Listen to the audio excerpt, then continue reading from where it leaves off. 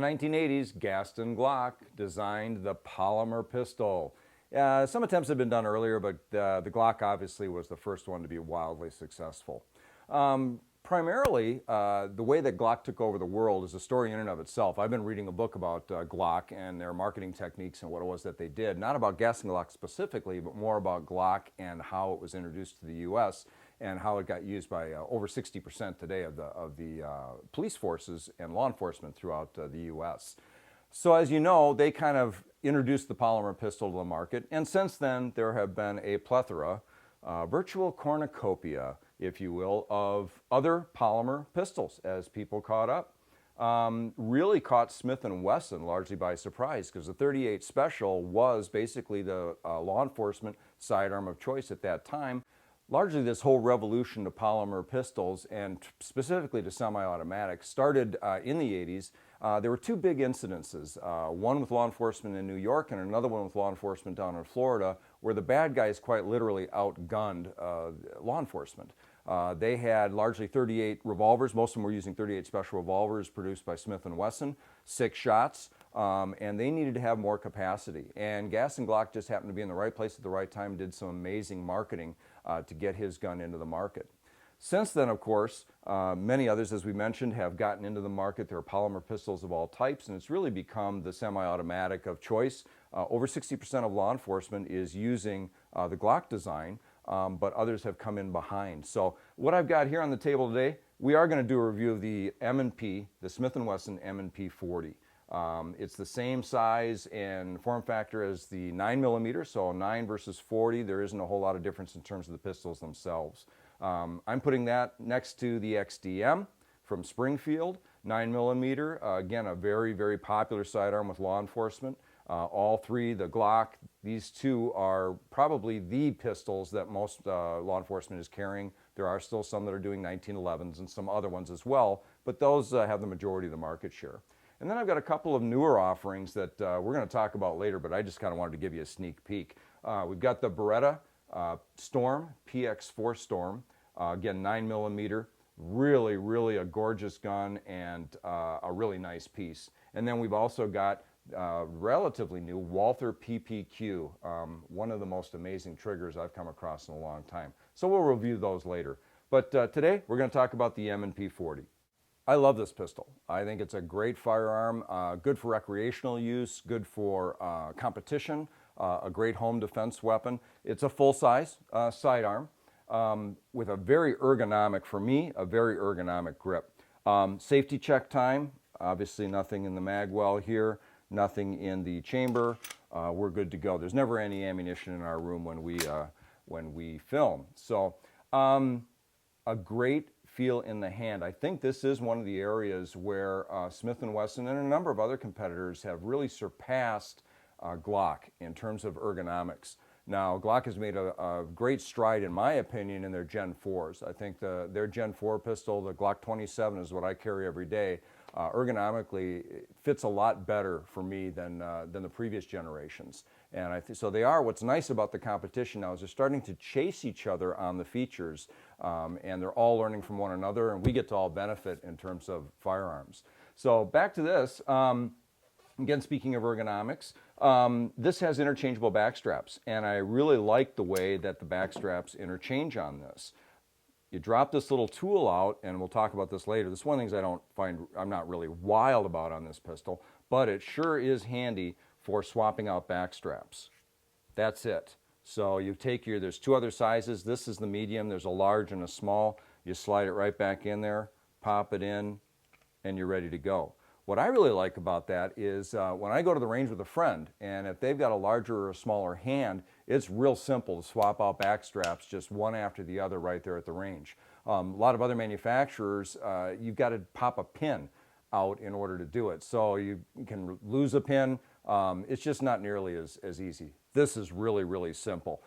So again, if you're the only one that's going to fire it, that's not that big a deal. But if your friends like to fire it as well, or you like to allow your friends to fire it, it's great. This particular one is what's called dark earth. It is a two-tone. It's the dark earth against the melonite finished stainless steel slide.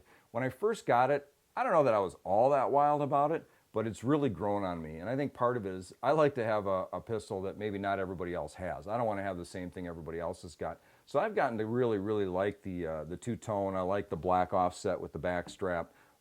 It's grown on me. It's definitely grown on me. This is the .40 caliber Smith-Wesson. It holds 15 in the mag and 1 in the pipe, so for a total of 16. So it's got good capacity for a full size. It does result in more muzzle flip and a little more recoil. It is a snappier round, there's no doubt about that. But in a full-size gun, you can get a good grip on this, and it's not going to go anywhere. Let's talk about the trigger a little bit. Uses a Smith-Wesson trigger safety, which is, as you can see here, there is a break right here, and this has to come back into position before the upper part of it will move and allow you to fire. I really like the trigger on this particular gun. As I've said before, I'm not a trigger snob, so I actually like this a little better than the Glock, but as long as you're practicing with it, I like the Glock trigger as well. I like the Springfield trigger. I really like the Beretta triggers, and you know, this brand new Walther PPQ that I'm going to review later on, and an awesome trigger, absolutely awesome. But I enjoy firing all of them. They're all good triggers. But I do have to say, I like this a little better than the Glock. I think it's got just a slightly easier pull. It's got a really nice set point and a really nice release. And then the reset,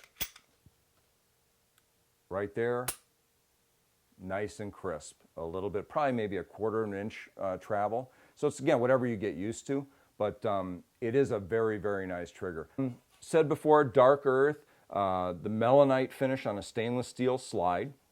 It does have an ambidextrous slide lock and release, so it's on either side of the pistol, which is nice for the lefties because it's also got a reversible mag release. So this can be moved over to the other side and make this a left-handed gun. Newser Dude, my son, likes that about Smith-Wessons. Again, another advantage in my mind over the Glock is the ability to turn this into a left-handed gun.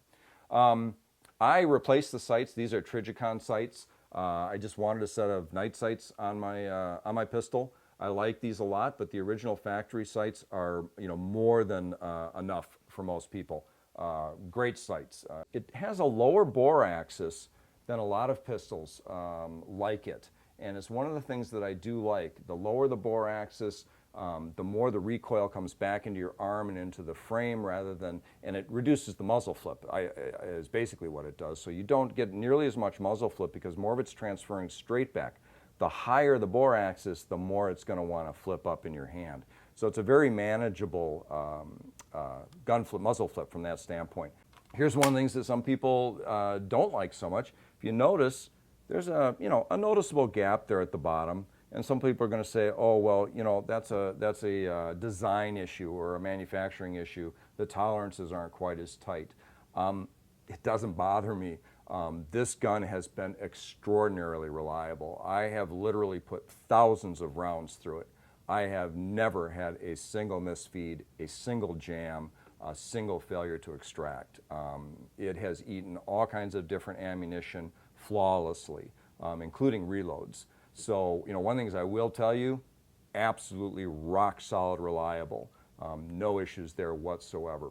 So let's take this pistol down and, before we do that, it does have the Picatinny rail on the front, so you can accessorize the gun easily if you're looking to put a light on it or to put a laser on it. Easy to do, slides right on the front there. So let's go ahead and pull it down and take a look at what that process entails and what it looks like on the inside. Now there's two different ways to take the pistol down. First one is a more safe way of doing it. It's the Smith-Wesson specified way of doing it. It involves a tool. You know, not the greatest. It works, it's fine.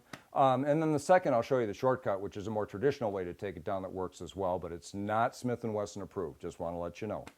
So to start with, you know, we drop the mag. We're going to pull this little tool out, which we use to get the back straps on and off.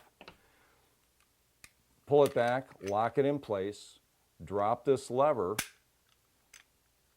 drop the lever, and then if you look inside, you'll see there's a little pin here that I have to get a hold of and drop down into place, and maybe you can see that there now.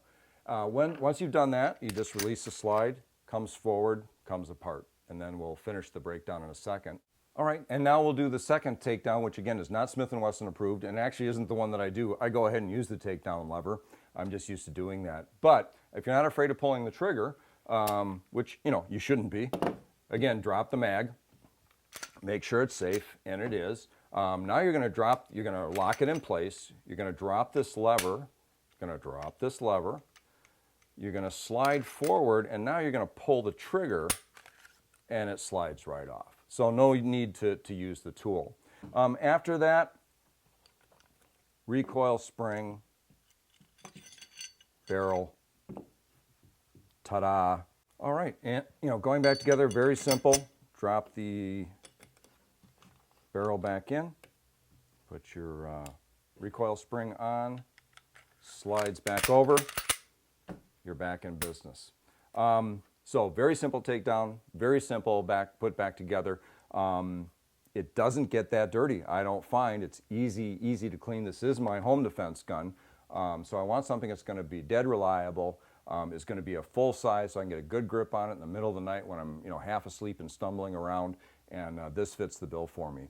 So let's take it to the range, and I'm going to show you how it shoots because that's fun to shoot.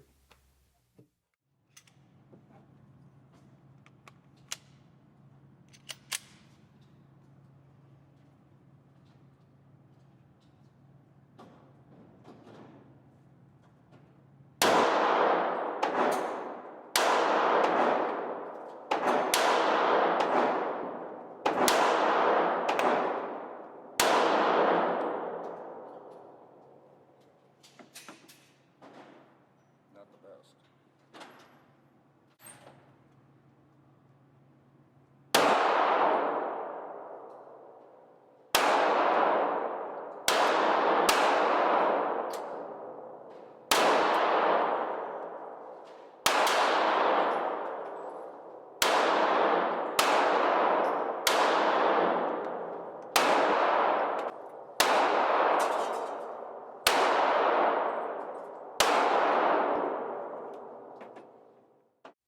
So the Smith-Wesson M&P 40, Military and Police 40, that's what that stands for.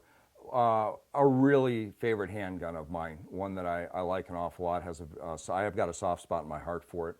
You can get this pistol between $5 and $5.50. If you're willing to go with this color scheme, which again is the dark earth against the black stainless steel, you can get what's called the range kit. And in the range kit, you get the pistol, the interchangeable back straps. You get, I believe it's 3 magazines if I remember right.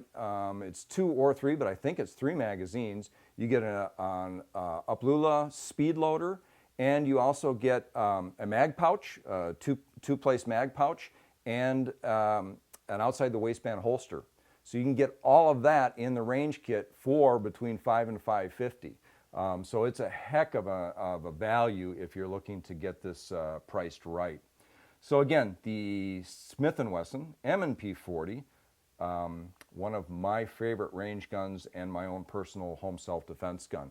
Thanks for stopping by Crucible Arms, and we'll look forward to seeing you next time.